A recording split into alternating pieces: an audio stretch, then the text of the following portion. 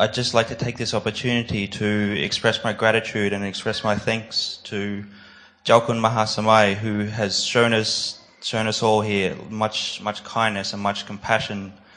Especially me. I came here over 13 years ago, and I went to pay my respects to him, and he had the kindness to let me stay at his monastery. I stayed there for one night, and then after that next night, he had one of his disciples drive us all the way to Canberra, and then from Canberra, that same disciple drove us all the way to Melbourne. After that disciple had drove us all the way to Melbourne, he drove us to the place that would, after 1 year, would later become Wat Buddha Bodhivana in Melbourne. And the reason this monastery came into being is because of the great kindness and the great kindness of a Kuba Ajahn in Jalkun Mahasamai. He's been an inspiration for Buddhism to flourish all throughout Australia ever since he got here. And the great benefit that he's done is also been of a great benefit to us. And in the same way he's helped in a place like this in Bodhikusuma, which is right in the middle of Sydney here. He helps out in all different sorts of ways with coming and giving teachings. When other monks come from overseas, he helps invite them, and he helps put them up and makes their stay very, very hospitable. But it's not just him that helps out at Bodhikusuma here. There's John and there's Nina. They are the inspiration behind this place, and all the members of the committee. It's been 9 years since Bodhikusuma has been established, and the reason it's grown and flourished so much in these 9 years is because of the goodness of people's hearts. The goodness of people's hearts, and this overflows and it gives benefits to others, and it keeps connecting on from one to the other. The greatest benefit that this place actually gives people is it shows people if those people don't know how to develop what's called dana, which is charitable giving, it shows them how to develop dana. If they don't know about sila, which is morality, it shows how to develop morality. And if they don't know about meditation or pawana, it shows them how to develop meditation. And they have the opportunity to do this with a centre like this. And now that they have the path and they have this path, this is the path that will lead them to the Buddha in their own mind. So now that we actually have a place like this with Bodhikusuma, this can be seen as a great source of luck and a lot of merit for all of us, because it's right here in the middle of Sydney. It's very close to a lot of our homes, to a lot of our works. And a place like this, even though it's right in the middle of Sydney, it's very quiet. You can come here and practice. So it's actually a very, very suitable place to come and practice. And so when we do come here to practice, what we actually come here for is to find out about our mind and why our mind is actually suffering and why it goes through all the different kinds of stress in our lives.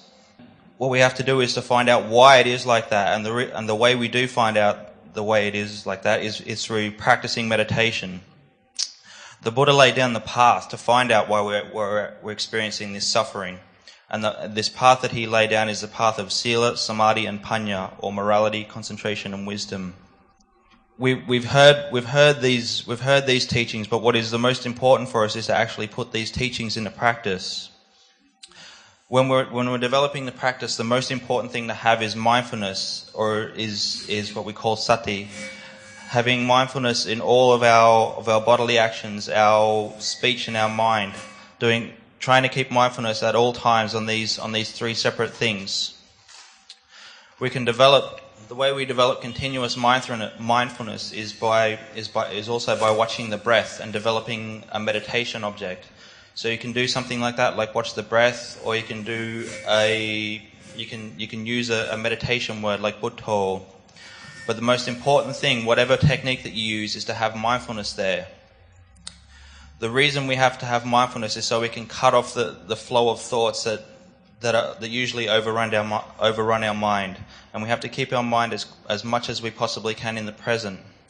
When we know the present for what it actually is, and this knowing remains continuous, this will lead to a calm and peaceful mind. So even though there might be a lot of different kinds of schools of Buddhism, be they Mahayana, Tibet, Sri Lankan, Burmese, Vietnamese, whatever they are.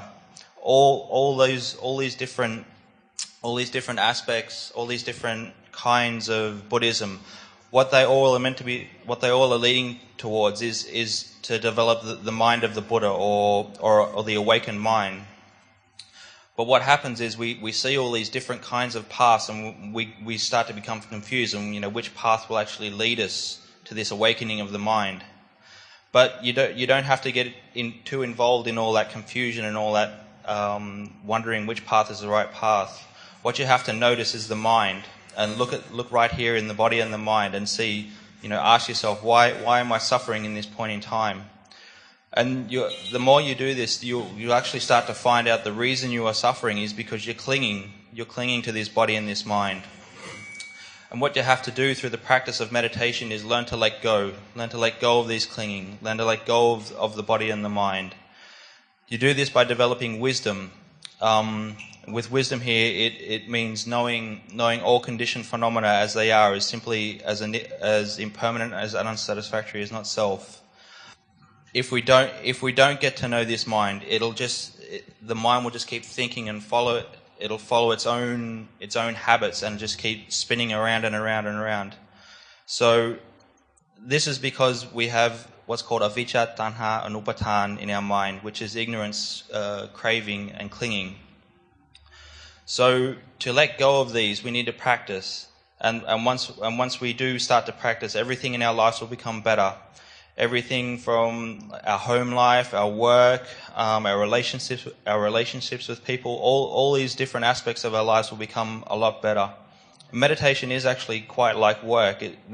When you work at a job, you have to develop skills. You have to practice. Once you've been doing that job a long time, you'll be very efficient in your work. And meditation is exactly the same.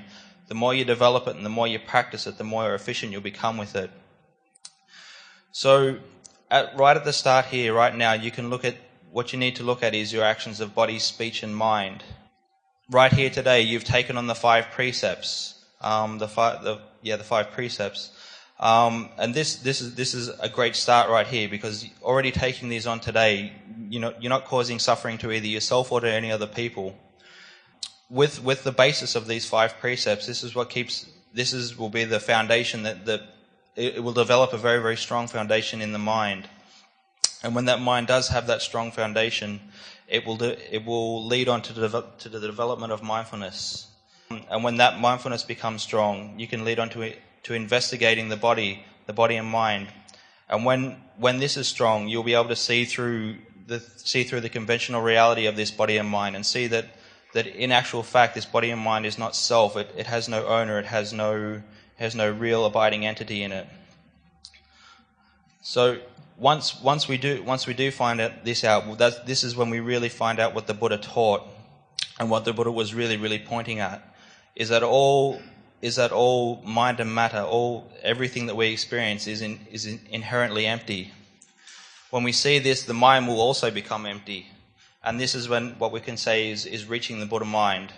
Whichever way you've used to get to that, whether it be Theravada, Mahayana, Tibet, it doesn't matter. In the end, it doesn't matter, because the mind moves into emptiness. We can look at the great teachers that have already come up in our at least in our Thai Theravadan tradition. We have Lumpur Man, Lumpur Cha, Lungta Mahabua, all these monks, all these great practitioners.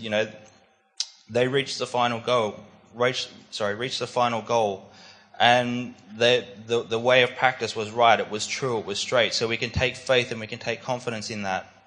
We can take this path as a source of inspiration to us all, and something that we can hold on to. That path is leading our lives by Dhamma, and leading our lives by morality.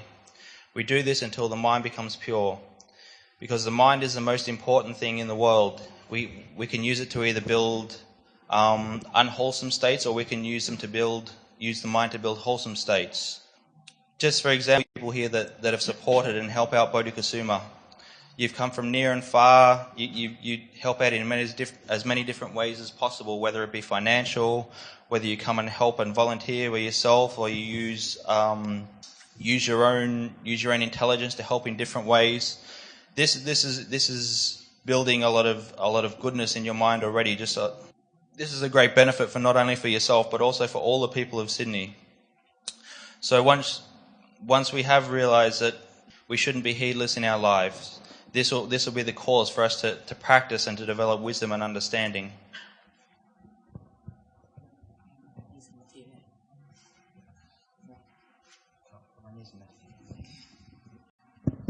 คงจะหมดเวลาแล้วมั้งเนาะ We said that our 20 minutes is up now, so